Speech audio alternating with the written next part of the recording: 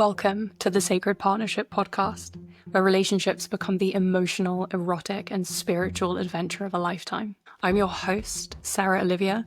I'm a certified relationship and sex coach, a practitioner and teacher of the neo-tantric arts, and a lifelong seeker on the spiritual path. I know from my own decade-long partnership that the depth of connection, the level of mind-blowing intimacy, and the feeling of sacred devotion with a beloved, all of the reasons why we get into a relationship in the first place, these require intention, practice, and skill. And this is what I'm teaching here. Each week, I'll be weaving ancient wisdom, the most impactful relational teachings, as well as my own lived experience on this path, so that you and your beloved can create a partnership which feels rich with aliveness, truth, and devotion. So get comfy and let's dive in. Welcome back to the podcast, loves. I'm so happy to be here. I'm actually buzzing today because I went to see a play yesterday with Ewan McGregor in it, and he is just one of my all-time favorite actors, but also was one of my biggest crushes as a child, like Christian in Moulin Rouge. If you know, you know.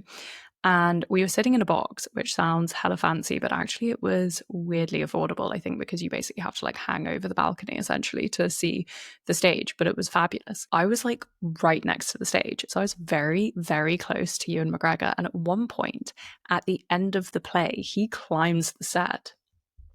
And I was meters away from his face. And it was quite a dramatic ending to the play. And obviously, we're in a theatre, Ewan McGregor's there, it's the end of the play. I love singing, and I was genuinely having to hold myself back from just bursting into song and trying to recreate the end of Moulin Rouge with him. It was just never knew I could feel like this. It's like I've never seen the sky before. Oh, God, can you imagine? Can you imagine? I probably would have been arrested. I don't know, but it would have been thrilling. I did not do that, however. Obviously, theatre decorum won out. But it was quite a life highlight, even just imagining. He was also playing opposite Elizabeth Debicki, who plays Jed in The Night Manager and plays Princess Diana in The Crown. And One Human One Time told me, and therefore it has become true, that she would be my celebrity lookalike. So it was like watching Ewan McGregor having an affair with me. The things that thrill us. Right. Moving on to more serious matters. I mean, there's always a certain amount of levity here at the Sacred Partnership Podcast. I would love to talk to you today about a concept, a kind of secret sauce in relationships, which will help you sustain the connection in your partnership over the long run. So I often find that partners will approach their relationship in quite a passive way, in terms of thinking that basically they don't have a huge amount of responsibility as to whether they feel connected, as to whether the relationship works or does not work, is fulfilling or not. It's just this is happening to me. False. You are co-creating this experience, this dynamic at all times. So what I want to share with you today is a very simple but profoundly powerful tool, which, if taken, seriously with commitment, will change the very fabric of your relationship and life forever. It's pretty much everything that I teach here. If you take it seriously, if you actually do it, it is going to totally, radically transform your relationship and life. That's what we're here for. It's also incredibly simple. Huzzah! Requires next to no investment. It requires a little bit of your time, a little bit of your energy, and it requires commitment. But we all, we're all pretty good at thinking that, okay, I need to have long, deep conversations with my partner on a regular basis. Sure. I need to plan amazing dates and quality time together. Yes, absolutely. Beautiful. Super important. But what we often miss is this thing that I'm talking about today, which is weaving ritual into the fabric of your relationship and into the fabric of your day.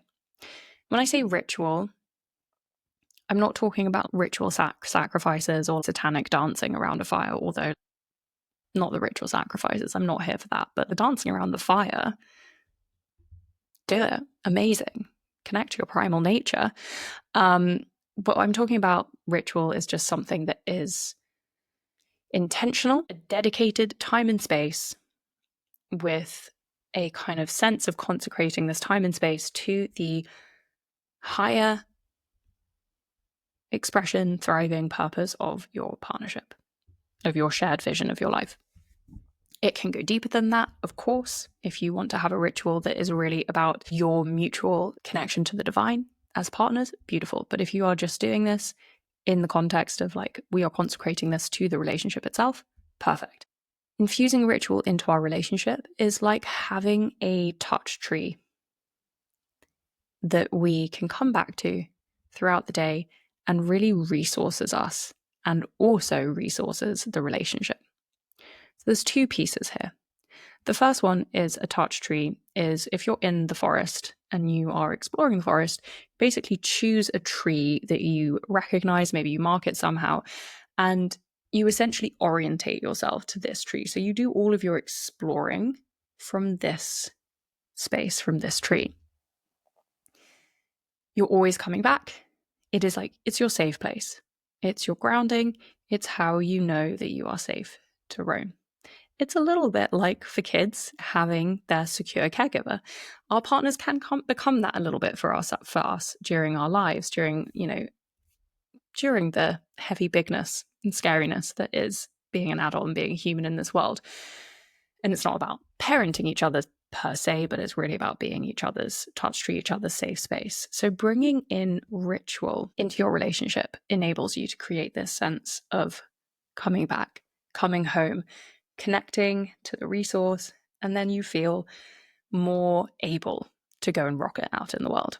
That's how I see it. And I also said that engaging in regular ritual in your relationship will resource you and it will resource your relationship. So I really see the relationship as having kind of three entities. You have each partner, and then you have the relationship itself, which is a separate entity. So when I'm working with a couple, for example, my client is kind of the relationship. Like that's actually what I am serving mostly. And the two partners are also serving that relationship. So we want to receive resource from the relationship, but in order for the relationship to be able to resource us, we have to pour into it. So it's this kind of mutually sustaining energy. And that is really where I think ritual, daily ritual and practice comes into its own. You know what's even better than talking about sacred partnership? Practicing it. So I created a free sacred date night for you and your beloved. It's a 30-minute guided audio practice for you and your beloved to get emotionally naked together. And if you like, you can get actually naked too. Fall even deeper in love and maybe even lead into some epic and magical lovemaking. If this sounds like something you want access to, and I can think of no good reason why you wouldn't want access to this, you can head down to the link in the show notes or head over to saraholivia.com and click on the top bar of any page, and that will take you to access the practice. Have so much fun, enjoy, and let me know how it goes. And because I only like to engage in teaching something and sharing something that is really tangible and practical and something that you can take away and start practicing tomorrow with your partner, I'm going to break down exactly how you can start doing this in the way that is going to have maximum potency and effect in your relationship. So, beautiful teaching by Stan Tatkin, who isn't so much a sacred partnership teacher as just kind of a more broad couples therapist, but his work is very beautiful around secure relating and around thriving in relationships, is the idea of engaging in launches and landings. So launches and landings are 4 moments throughout our day, 4 key moments where we want to go to our touch tree, where we want to make sure that we have connection, we engage in some mini ritual together. And this will, as I said, give us our sense of connection, security, being held in safety in that kind of mutual supportive container of the relationship. So the first moment, which is waking up into the day together, that's actually a landing. We're landing back into the waking world. And what I see is in partnerships where you go to sleep separately, you go to bed separately, and you wake up separately, the connection is severely diminished. So you really want to make sure, as far as possible, even if you don't have the same sleep and wake schedules, like ideally you do, but if you don't, you need to find ways to infuse connection into the moments of going to sleep and waking up. Going to sleep is actually a launching. A launching is when you move away, you separate, you're separating into sleep, and landing when you wake up, you're coming back together. So I often will sleep longer than my partner. We'll pretty much always go to sleep together. I would say it's very rare that we don't. And I do notice a lessening in our connection when we don't go to sleep together. But I will often sleep longer than him in the morning because he really likes to have like a long, spacious morning before he goes to work. And I love to sleep. That's quite common. Women, especially of fertile age, do typically need more sleep than men. But he will come and wake me up. So he'll be there when I wake up. So it's kind of like we have that moment together anyway. And we will mostly just cuddle, have a landing in that way of just kind of aligning, attuning, co-regulating, getting into the same space. It's not super structured, as you can tell. And then once we are awake enough, I would say this is kind of a continuation really of the landing moment into the day together, is we will do our little morning practice, which is a verbal practice. And we will both share something that we're grateful for, something that we are looking forward to that day. And we will just share something that we want the other person to know. So it might just be something devotional. It might be an affirmation, something we really see and appreciate in them. And that is really something that we try to safeguard. When it doesn't happen, I can really feel it. And when it does happen, there is just this kind of compound interest of more and more of a buffer of connection and safety. It's beautiful. The next moment is the launching into your respective days. This is a beautiful one to have like a lovely little make-out session or a really nice grounding, regulating hug for at least 20 seconds. Or, if you have more time, you can, of course, share a little bit with each other. Like, what are the most important things you want to experience that day? What are your feeling states that you're trying to achieve that day?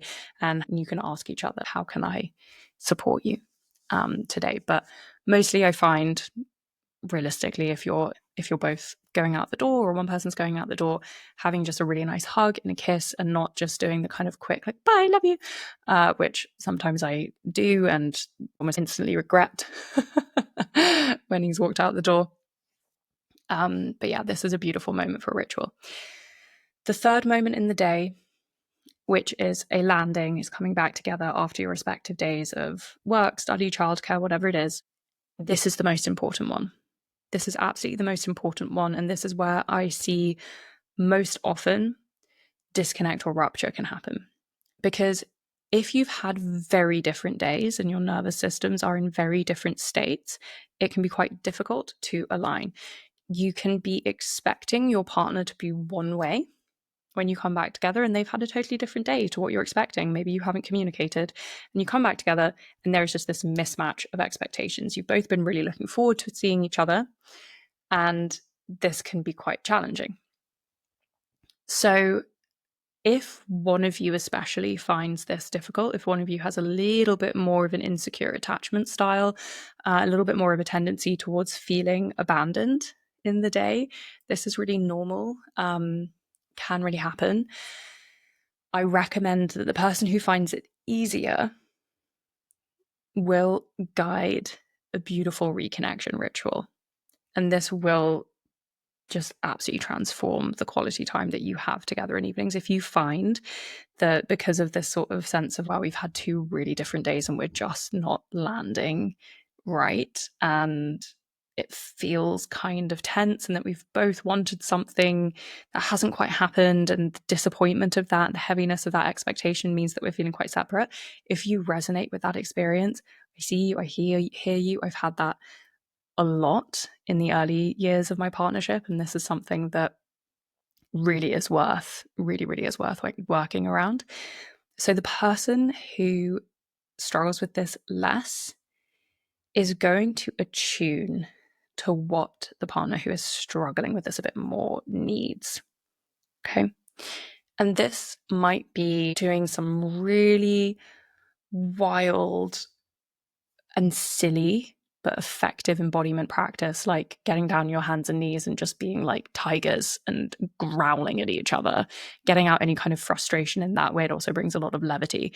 If you find that you tend to come back together after a day and just moan and commiserate about the day, and you spiral into negativity and then you just go to bed feeling crap, what I recommend is not processing verbally, because of course, yes, you've experienced some crap that day.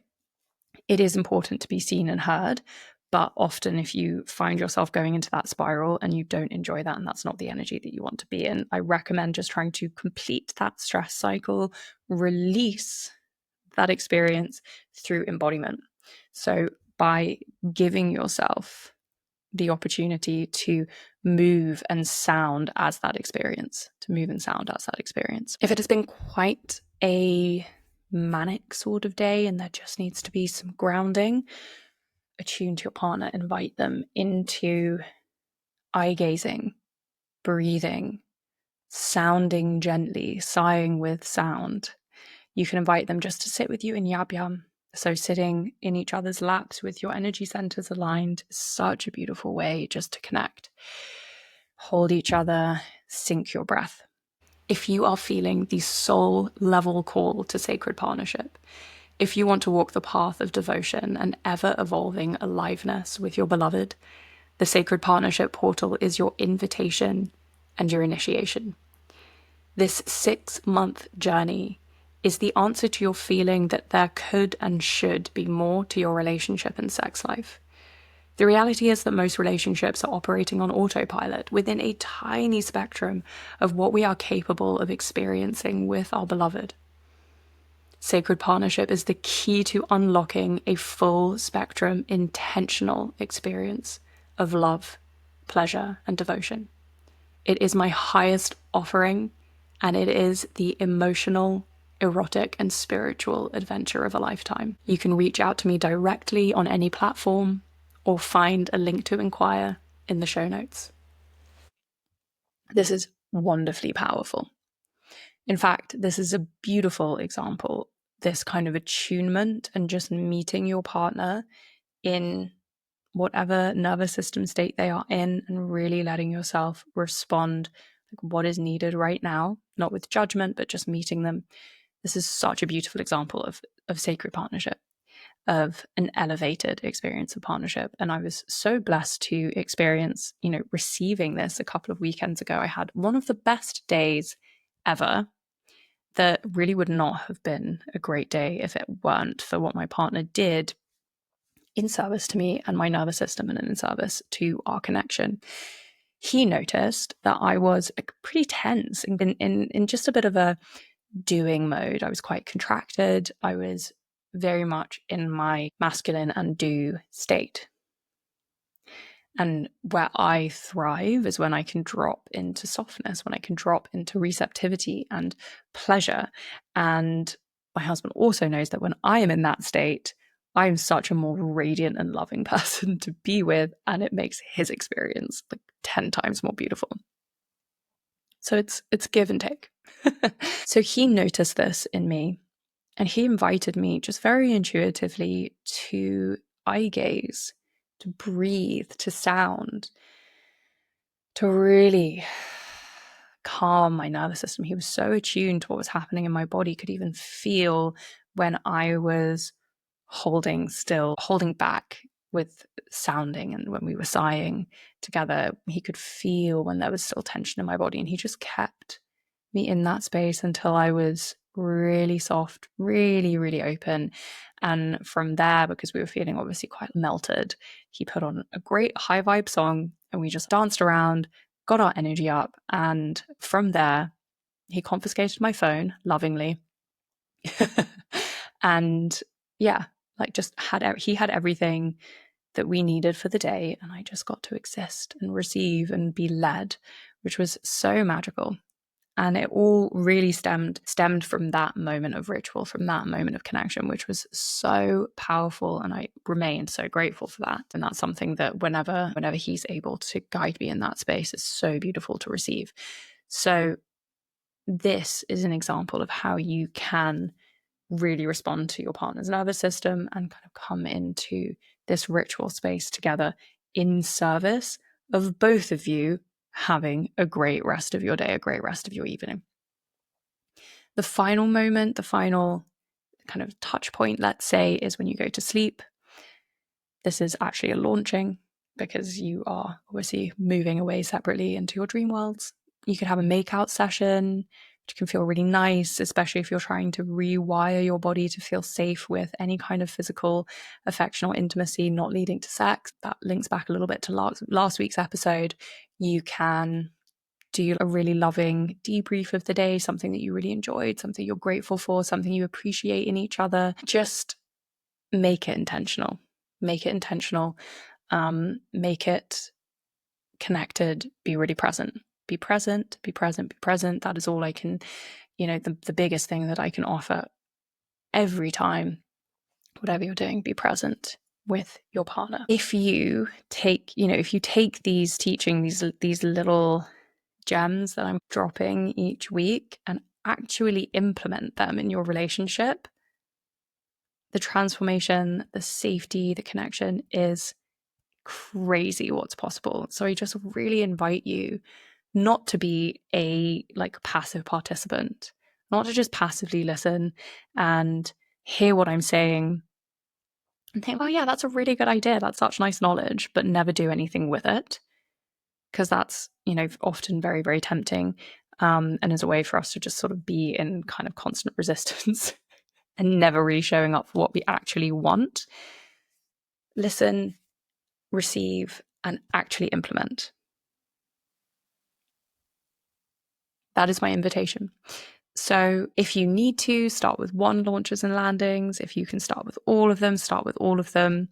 If you have a resistant partner, just share my podcast with them and see if they can be persuaded by my infectious enthusiasm. Right. I think that's everything I wanted to share with you today about the importance of infusing ritual into your relationship. It really does make an incredible amount of difference, brings so much connection, meaning, and richness into the tapestry of your life. And yeah, so simple and not to be underrated. So simple, not to be underrated. I'll see you next week. So much love. Sacred beings and beloveds, thank you so much for joining me for this episode of the Sacred Partnership podcast. Let me know what landed, what impacted you, what resonated, and what are you going to be integrating this week? I really genuinely want to know. I truly appreciate your support in this work. So every time you review, rate, share, or just generally spread the word about what I'm doing here, it means the absolute world to me and it really, really helps. So thank you. I'll see you next week. And for now, I am sending you all the love, sex, and magic in the world.